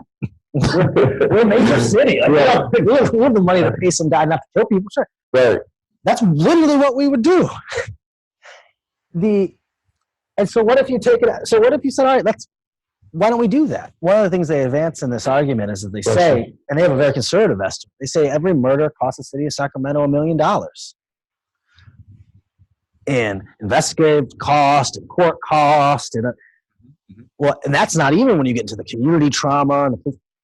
So what if we set up some internships for all these guys who we think might commit murders? How much is that going to cost our city every year? Is it going to be less than $1 million? Because that's the cost of one murder. And what we've seen, I mean, that program started first in Richmond, California. It's now expanded to 2 or 3 other places. And what they have seen is largely the people who they enroll in these programs, again, programs that were demagogued when they were rolled out, and programs that were relatively unthinkable 10 years ago, 15 years ago, 20 years ago, literally cutting checks to people who, in some cases, you think are already shooters in incidents, you just couldn't arrest them. What these cities have realized is they're preventing violence. They're rehabilitating people who are members of their community. and they're saving money. And so again, I think it's very hard to get to ideas like that unless sometimes you're willing to sit at the idea phase and say, what if we could just do whatever we wanted? How would we, or whatever was necessary? What would that look like? And I just think that's something to think about. Yeah, I'll just continue the thread because it's a powerful one. The basic methodology that Wesley's just articulating is really the conceptual framework behind what's often referred to as the Boston Miracle and the fabulous work done by the National Network for Safe Communities and Professor David Kennedy. This is one of those, as Wesley said, it's one of those things that may not appeal to some of our cultural assumptions about people's capacity to make better decisions, but the research has been really, really clear, really, really consistent. And any place where this has been model of focused deterrence has been implemented with fidelity, it's shown dramatic reductions in violent crime. The other powerful impact that it has, and this was one of the programs that I brought into Pittsburgh, against a lot of resistance. Again, the tough on crime paradigm was stronger. There was a lot of internal cultural resistance, but one of the other powerful things that this did is as it began to work, it began to shape the underlying assumptions within the police culture about how we can really be effective, because we have to remember that the vast majority of people are ethically motivated. They actually want to do good in the world, and they want to make a difference. And so when all of a sudden this kind of engaged policing, where it involves identifying those at greatest risk, shifting our perceptual filters to look at the disparate impact through the lenses of our African American, our Black community in Pittsburgh was disproportionately being impacted by crime. What are we going to do about it? Becomes a paradigm shifter. And as one of the ways you shape culture very quietly over time is as organizations, as cities begin to realize improvements through new ways of doing business, if you can sustain that over the time, if you have the political will to stay the course, over time, as the members of the city, as the employees of the city begin to realize successes, it changes those underlying assumptions about the correct way to think, feel, and act when you're part of this organization. So I completely agree. We have to throw the shutters wide open. So to your point about taking down the silos, really, really intriguing idea. The challenge is, of course, that absolutely your point is valid, that we absolutely have to hold ourselves accountable to outcomes. And the way that I've seen really effective cities work is without disrupting necessarily the existing structure entirely. Really effective mayors bring their department heads together. They use community engagement and data to develop a shared diagnosis of what is the problem we are facing today, asking each department division head, how are you going to help impact on this? And then sending them to work. And then the important step is calling them back the next 2 weeks, the next month, if it's weekly, say, what did you do? What is the data showing? Are we being successful? If not, let's change it. A guy named Elliot Jacques wrote a really great book called The Requisite Organization. And it talks about we have a tendency to vilify the bureaucratic hierarchy and blame that structural system for our problems. And his argument is it's not the bureaucracy that's the problem, it's the way that we lead them. So it's all about leadership matters a lot and holding ourselves accountable to outcomes and values. Dr. Bellamy, how are you supposed to follow any of that? I would say in terms of final remarks, a couple of the questions. One that was really intriguing was how do we get started? And I thought Mayor Hodges' points were extremely poignant, finding community leaders, starting from there. I would also just encourage folks to understand that Black folk are not a monolithic group, as are Latino folks, as are Asian folks, as are white people, as are gay people, as are any of these subgroups that we like to identify. None of them are monolithic. So we all, even within our subgroups, have differences and there's nuances and we all like different things. Be cautious of self-proclaimed or even ordained leaders, because oftentimes those leaders are disconnected with the community. And because you always see those leaders and you see a lack of other people coming out, that means that there's a big disconnection there, because a real leader will be able to bring other folks with them who have a wide variety of thought. So be cautious in regards to that. And please, let's think about that when we're shaping policy as well. To the point in regards to class, I think that's a very interesting point. I agree with you that there are class issues across the spectrum, and there are a lot of white, poor people who can also identify with poor African-American and Latino people. I think, though, as Mayor Hodges also alluded to, the thing that separates them is oftentimes the color of their skin and their privilege.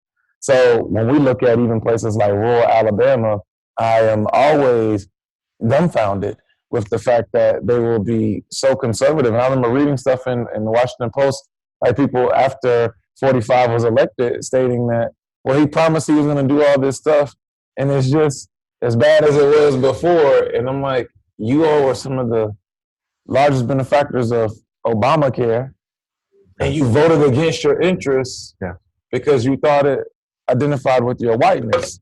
And we have to understand and teach people that our ethnicities, and that goes for everybody, our ethnicities and our cultures aren't going to save us. And if we can get to the point in which we can find some common ground based off of who we are as Americans, in my personal opinion, which is still the greatest place to live in the world.